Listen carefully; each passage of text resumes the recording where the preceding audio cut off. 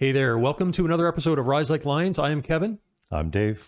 and we are here for the last in our special election series where we have been breaking down the platforms of the four major political parties in Canada ahead of the upcoming federal election on September 20th. And so we have looked so far at the Conservative platform, the Liberals, and the NDP platform. So today it is the Green Party of Canada.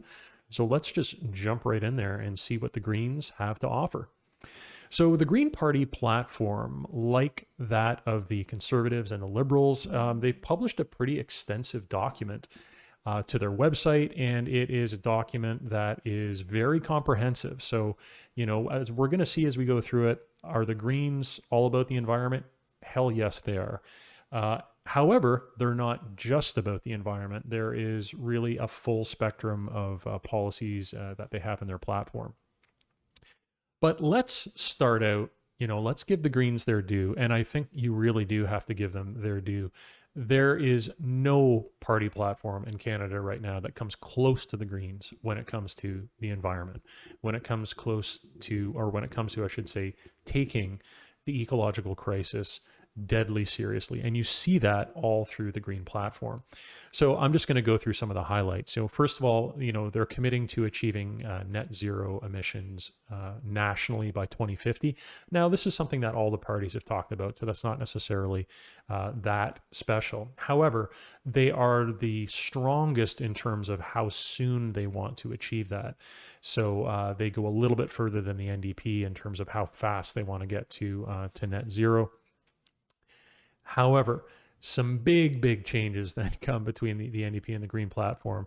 They talk about canceling all new oil pipelines, all new oil exploration, ending all fossil fuel subsidies, banning fracking, phasing out the tar sands between 2030 and 2035.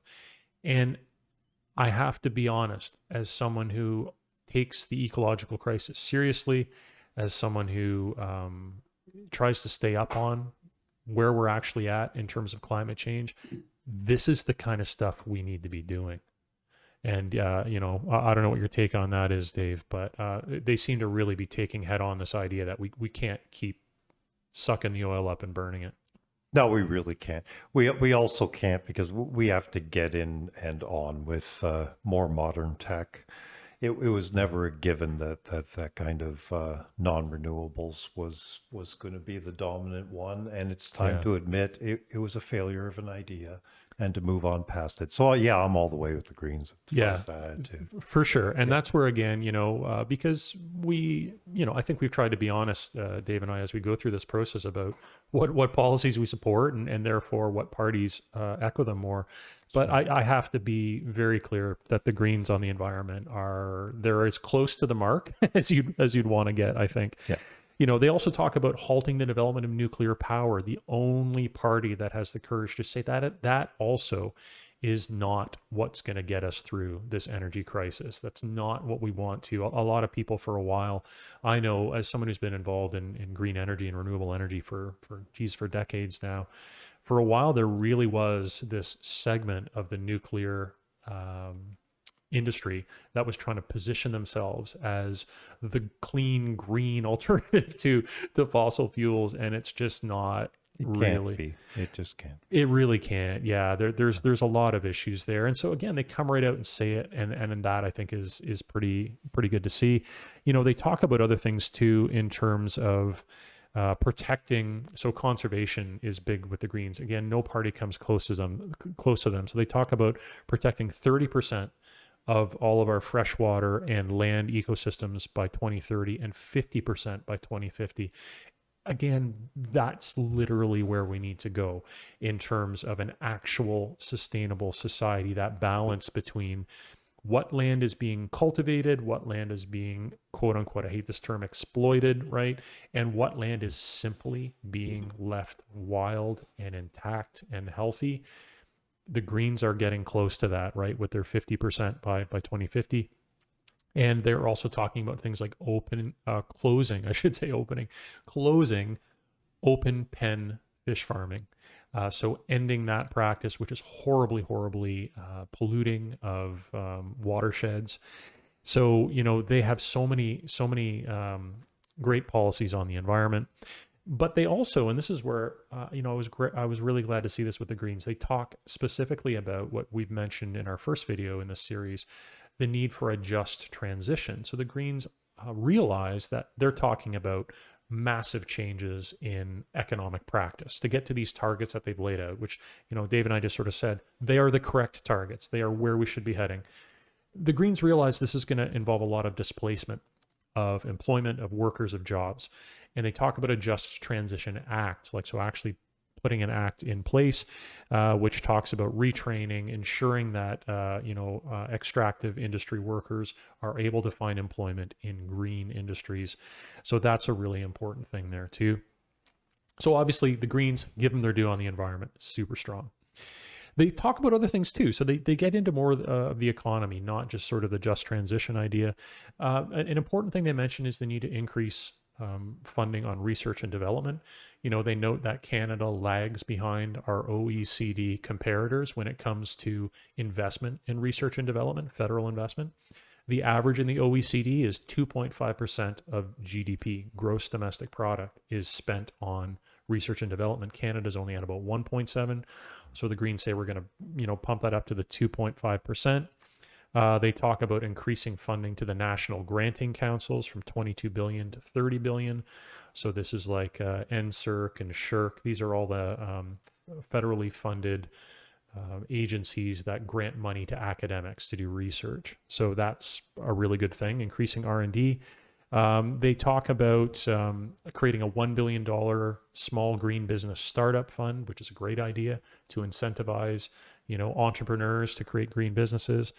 They talk about a great expansion of via rail, which I think is an excellent idea. Talk about a national, important national institution via rail that has been underutilized. They talk about building high-speed rail. So again, there's a lot there to like in terms of the economy. In terms of agriculture, again, they're just head and shoulders above any other party in terms of taking the ecological crisis seriously. So they talk a lot about sustaining local, sustainable food systems, moving away from factory farming towards sustainable agriculture. They talk about rebuilding our depleted fish stocks. They talk about banning single-use plastics. And an interesting thing that I saw as well, Dave, and this is kind of what I like about the Greens. The Greens, sometimes you get to points in their platform, you're like, whoa, that's just a little bit out of left field, but in a good way. Mm-hmm. They say basically, well, we want to get rid of, or actually, sorry, replace 1/3 of all the food imports that Canada does on a yearly basis. They want to replace those with local food production. So they're really big on this idea of like building up our national food producing capacity.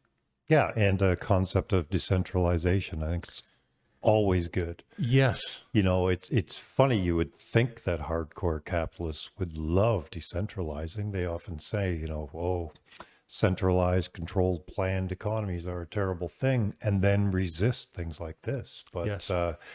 If there's a major problem with a habit or a policy in agricultural production and it's decentralized, it's far easier to manage that, far easier to change what you're doing. And it's much more responsive. In addition to the fact of you can just get healthier, fresher food that remains at a more manageable pricing. Yeah, definitely. Yeah. There's so many, and the Greens really do. They embrace that in their platform. You really get the sense that they're all about great to see. Local initiatives and local sort of alternatives. And you see that as well in terms of they have a whole section of their platform that talks about supporting communities and supporting municipalities. And it really is this idea of giving municipalities more decision-making power and also give them a greater share of tax revenue so that they can do more things and they can tailor their programming and their policy to their own community. And this is an interesting one because this has good and bad possibilities to it. If you move away from sort of federal and provincial standards in terms of how municipalities operate, the downside is you could have some municipalities kind of going rogue and saying, well, we don't want to adhere to the national housing strategy or the homelessness strategy or the mental health strategy or whatever. That's the possible downside. The possible upside is you could have communities that say, well, we want to be even more progressive than the provincial and federal standards. So, the Greens are showing an interesting difference, for instance, between the NDP. So this is something that we talked about last video when we looked at the NDP platform, is what are the actual differences? Well, this is where you start to see a difference in emphasis emerge from between the Greens and the NDP. The NDP are much more likely to want to fund national institutions, create new national institutions to deal with problems, whereas the Greens have a little bit more of a bent towards this idea of fund local sort of entrepreneurial solutions. Interesting difference. Yeah, it's interesting and rife with a problem of conflict with labor, though, which is always where I'm left with my hesitancy when it comes to green. Yes, and Because the fact is, if you build it up, but the average person, you got new agricultural programs, but the average person's still not eating, I think it's an utter failure. I don't care. Same with the other ones. You just switch from one master to another. I mean, it's still a failure to me. And we watch this happen in Europe with the Greens. And looks like the same kind of thing. I think there's a lot that the NDP could learn from them, but I don't think that's one of them. Yeah. I agree. Yeah. Dave, I'm really glad you mentioned the idea of labor and its role, its presence or absence from the Green Party platform, and how that separates it out from the NDP, because that really is one of those points of contrast. Because the NDP, obviously, due to the nature of the party, they are known in Canada as the party of labor, although a lot of working folks and unionists are critical of them, and may balk at that, but still they're known for that. Their platform expresses that. They have by far the most detailed section on workers' rights and the role of unions and having an industrial strategy. All of that stuff is very, very strong in the NDP platform. It's literally absent from the Green platform, which is very, very interesting.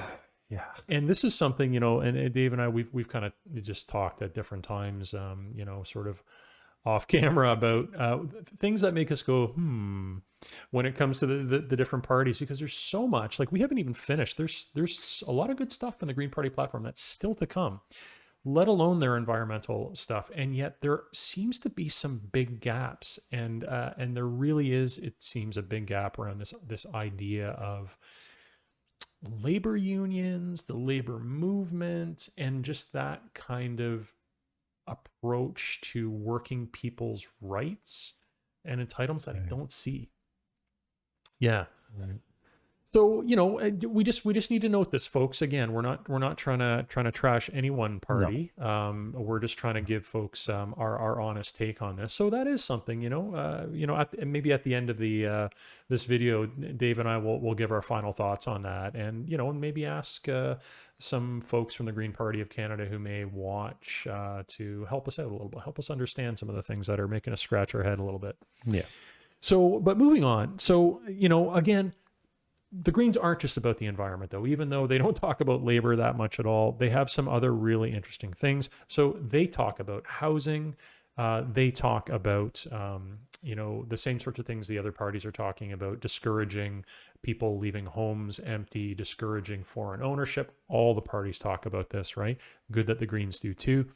They talk about building 300,000 units of affordable housing over 10 years. So it's interesting. That's where I said the NDP, they have the best proposal, even though theirs is inadequate. So I'm wondering why the Greens wouldn't go a little bit further on that, because sometimes I also get the sense with the Greens that due to their location within the political landscape, and by that I mean the fact that they certainly have a base in a constituency, but it is small. So they're looking, single digit political representation in percentage-wise across the country, year in, year out.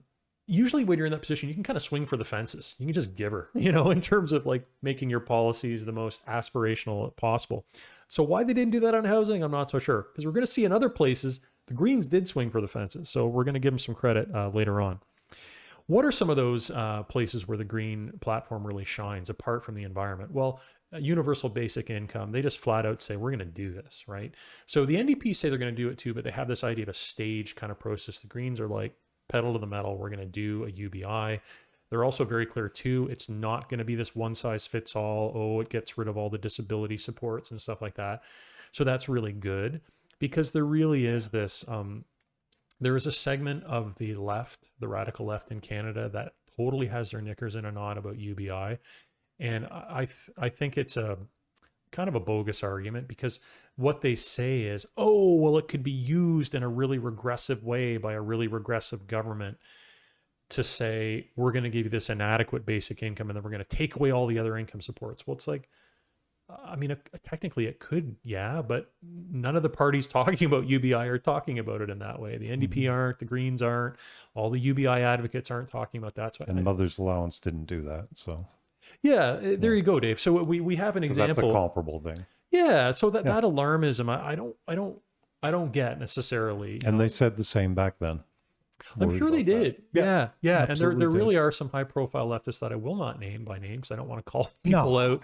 But they've really been sort of saying like, oh, UBI is like, George Soros wants it and whatever. I don't There are some libertarian crowd, but they're not on the left, who would want it to replace all the rest of the things, and then it would be Yes. insufficient, and it would be really sad. Yes. But yes. nobody's been talking about that here. Not in No, not the Canada. serious advocates. No, the No. serious advocates, I think, are sort of taking the approach we're taking, which is a left approach to a UBI. And to be fair to the Greens, that's what I get from them too.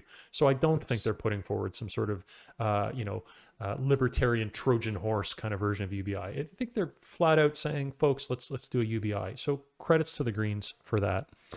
Another big one, I mean, they're talking about free post-secondary education. So they go there. They're talking about canceling all student debt. Kudos, they are taking those extra steps that the NDP didn't take. They're also talking about universal pharmacare, universal dental care, about bringing mental health under the Canada Health Act. So they're right in line with the NDP on those issues. However, a big one, and this is, again, the Greens swinging for the fences, I think in the best possible way, is they talk about decriminalizing illegal drugs for personal use. So this is the whole sort of full Portugal model, where you decriminalize and then you focus on treatment, you focus on harm reduction. And, Dave, that's one of those cases where I got to give them actually credit. missed that. Isn't that interesting? Yeah. See, there's a thing where we do know wherever that's being done, and Portugal being the most absolute case, Yeah. it works. Yeah. Addiction goes down. Yes. Disastrous effects go down. Overall effects on society go down. Yes. Just general management of the whole thing, and the entire underground kind of that goes along, the seedy underbelly that goes along with criminalized drugs, Yeah. breaks up, becomes smaller, becomes harder easier to manage, and most of it just disappears. Definitely. It's just smart. It is. And they're all the way with that. Okay, learn something all the time. I know. And Okay, why isn't the NDP, Jackmate? yeah, exactly. Yeah. Come on, Take man. notes, folks. Yes, take notes. Because it just That's a great one. yeah, and it's funny because for doing our doing our video recording today, I was a little late, and I was telling Davis, because I was trying to read all the stuff, because there's a lot there, and there are things that I didn't know as well about the Green platform. So that's why we're trying to be as comprehensive as possible. Good on you, Greens, for that. Yes. Also interesting things. They're the only party that actually talks about defunding police.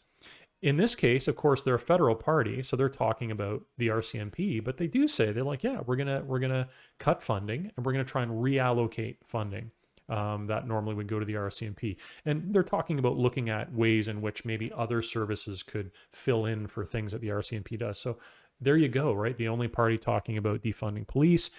There's even some language in there about, they don't come right out and say and talk about legalizing sex work, but they do talk about needing to resolve, because I don't know if folks are aware of this or not, because it was a few years ago, but sex work in Canada is in a legal gray area right now, where it's been found that you can't just criminalize sex workers outright. And so instead, what a lot of jurisdictions are doing is criminalizing the people who avail themselves of sex work. Now, again, this is one of these issues that is controversial on the left. Even there's people that are totally opposed to sex work. Yeah, like, so Dave, I think in our circles and in our movement through through the political left, we've encountered these different views, right? People who say like all sex work is exploitative, it should all be sort of gotten rid of, and other people that are like, you know what?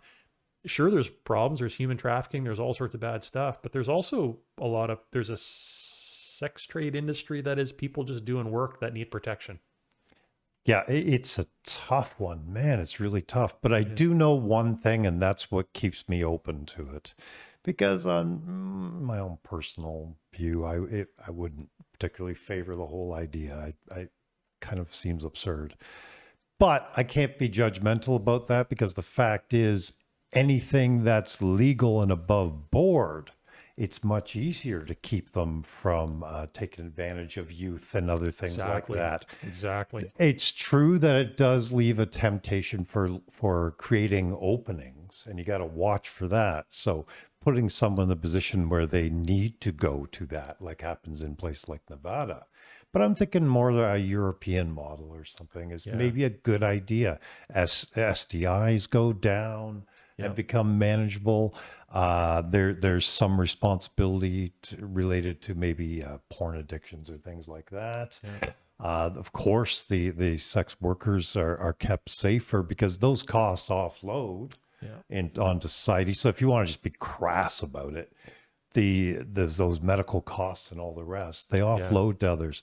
The things that happen when somebody's penalized and they're taken away from their children, that's offloaded onto society to take care of them. Just so many ways that even I would think from a very conservative viewpoint, you should still say, whatever my feelings, it's got to be above board. We need to manage this. Yeah. We need to be able to help people. And I think you're right. That to me is the approach. And I folks, my position on this has evolved over the years. It's changed, from what I would have said 10 years ago to what I'm saying with now, which I'm agreeing with Dave, that if you take out of it entirely your moral views on whether you think sex work is good or bad, take that out entirely. Just from the perspectives of health and safety, from, like bringing things to light such that you actually can minimize exploitation, you can minimize danger and risk associated with these activities. You can, at a certain point there are, and again, there's really strong voices among the sex trade industry that have been advocating, saying like, we're workers. We want the rights that workers have. We want the protections. We want to unionize, or we want to form cooperatives. Like this is happening. And so there are people in this community that are doing that work. And I think it's bold work. It is still very controversial, and it's very brave, the people doing it. But again, brave for the Greens, right? They don't, like I said, they don't come right out and say it, but they definitely say, we have to look at this, right? And we have to look at protecting folks in that industry. So that's really, really good. There are the last, sort of strong positive thing I'll say about the Green platform is in terms of their foreign policy. They again are all for the abolition of nuclear weapons, which again is a great perspective.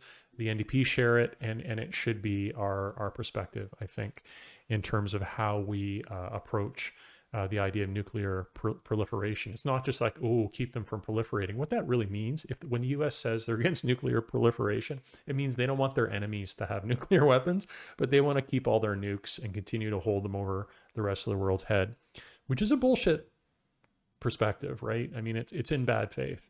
But I think the Greens and the NDP and most, I think, sane people talking about a future for humanity are saying we kind of just need to get rid of the nuclear weapons. So kudos to them for that.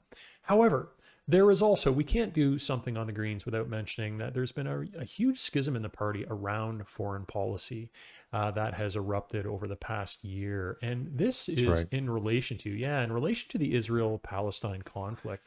And it involves the current leader, Anna Paul, and some of her close advisors, who there was a leadership race between Anna Paul and Dimitri Lassaris. Dimitri Lassaris was the big competitor for the Green Party of Canada leadership.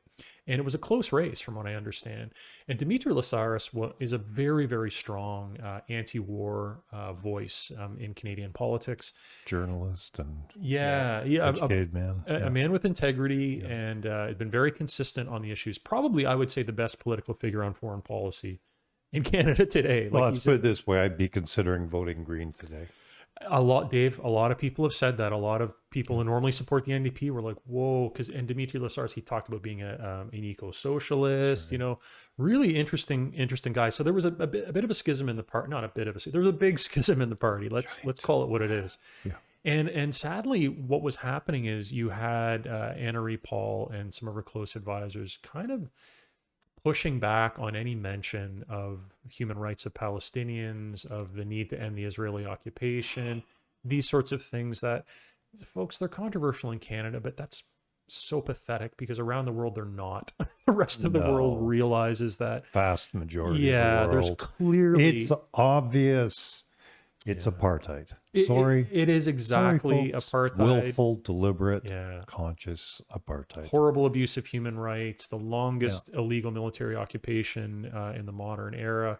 It needs to end, right? And so again, kudos to the NDP for actually mentioning it in their platform. Didn't go far enough. Puts them head and shoulders above all the rest. It does. It does. And so that's something that the Greens, and you know, I got to be real, what really hurts is because in the Greens platform, they have a line that says, they're going to strongly condemn and raise international awareness of the evidence regarding violations of international law and lead discussions with international allies to explore all options for bringing perpetrators into compliance, unless you're Palestinian. Right. The indigenous of the lands of Palestine. Yeah. I mean, come on. It's really unfortunate. And, you know, Dave, this is one of those tricky moments where I don't want to tar the Greens, the entire party, the entire platform with one brush, because that wouldn't be fair. No. It also wouldn't be fair to not talk about this, right? And to not sort of say, it's a big issue. It's for instance, for me, I mean, you know, we talked about it, Dave, the two big issues, probably labor for me, you know, workers' rights, that whole angle, and this issue would be two of the things that would keep me from voting Green.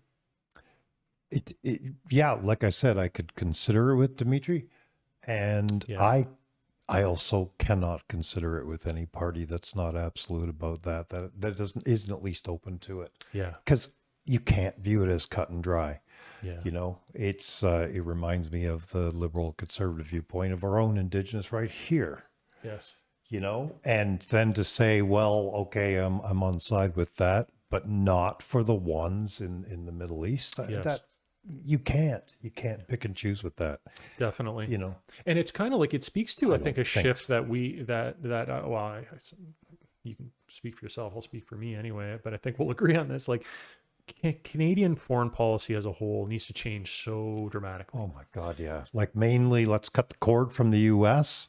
Yeah. I mean, you cut cord from Britain, and then you go and reattach, and you know. Yeah, it is. It's a big blind spot right now in the Canadian political scene, and so that's why it's sad that we get so excited when one party actually tentatively says the right things, right? Just hesitantly, vaguely, you know, in some little way when it's so obvious. Yeah, definitely. Huge. And so that's why, you know, Green Party supporters, you got to do better on this, right? I think you really do. And I think most Green Party members actually do better. I would hope so. Problem is, well, that's who's there. Yeah. So they have some stuff to sort out, right? You know, internally, and fair enough. The last thing I will say too is, I mentioned before that the Greens, you know, I wish they'd swung for the fences more, but they do swing for the fences in ways that are pretty cool. The legalization of drugs is a great one. Big. But some of them too, I find for me are a little bit wacky pants. And so one is this idea of, Dave, I don't know if you've encountered this, but the idea of creating a global climate supercomputer. Oh my God. Yes. Yeah. That will supposedly be able to calculate where extreme weather events are going to happen. And my understanding of complexity is that that's literally impossible. That's that technocrat chill I get. Yeah. Because yes, you're right. That level of complexity is not possible. It's an absurdity. Yeah. Which means that when you go for that, what are you really coming up with? And I picture some strange things from some weird like 1930s movies and stuff. Then, you know, like we're Mr. Roboto and everything else. Like this is technocrat stuff. And that's something I'd like to get away from. So I'm with you. It really worries me. You know what, for me, Dave, it gives me a cringy kind of Venus Project vibe. Very, very much, right? Venus, yes, the whole zeitgeist techno-utopian and everything. Yeah. For sure. And so and the last thing I was thinking, and this is now I'm getting into the totally unfair territory, so I apologize. Green Party supporters, I apologize. But We'll separate this part. we'll separate this part out. Yeah.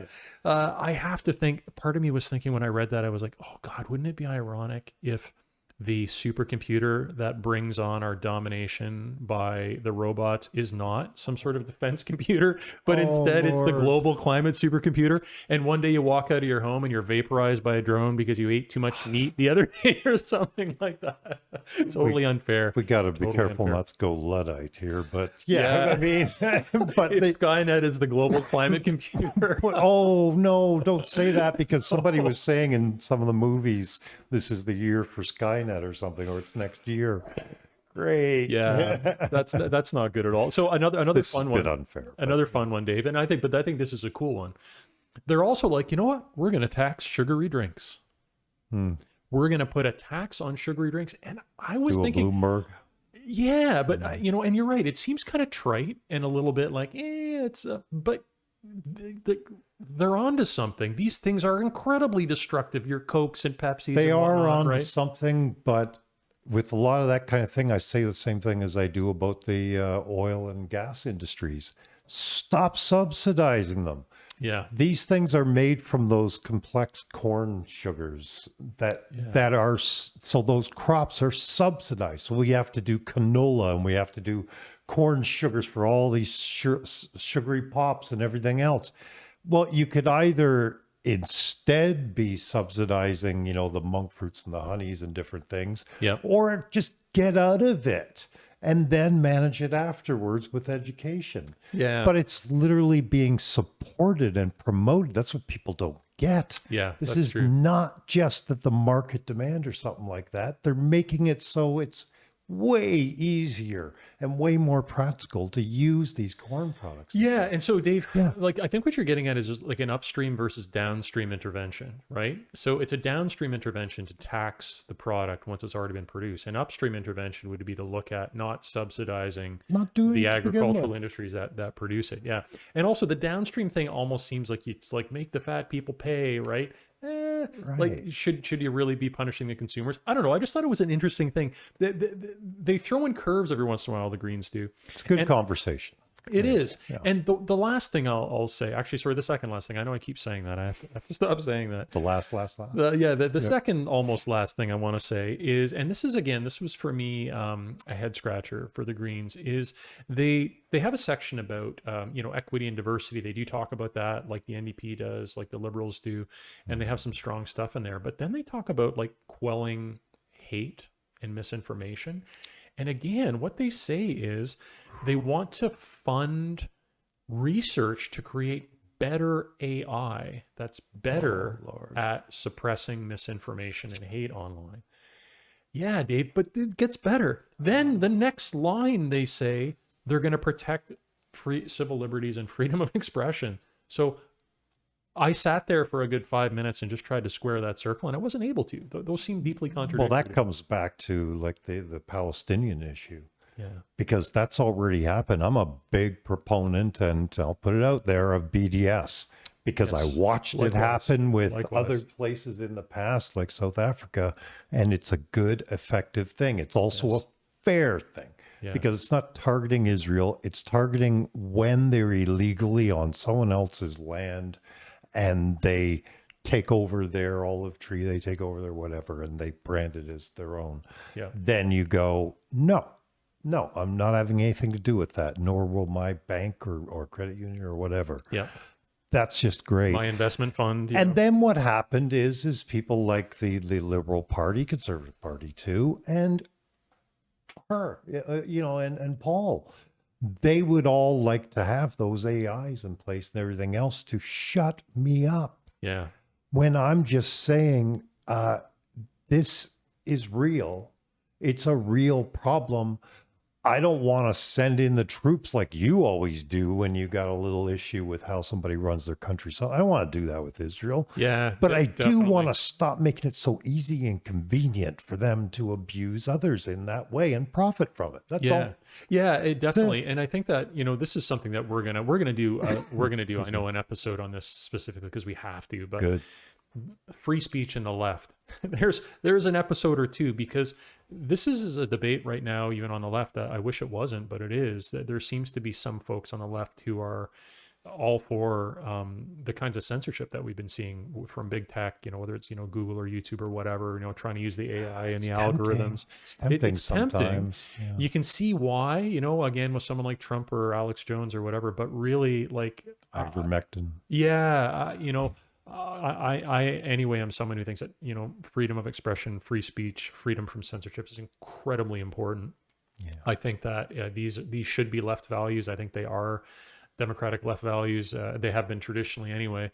So, the Greens kind of walk right into that quagmire in their policy here. But, the last thing, and this is in fact the last thing, and I want to bring it back to a positive, because we've been hitting the Greens a little bit on some issues.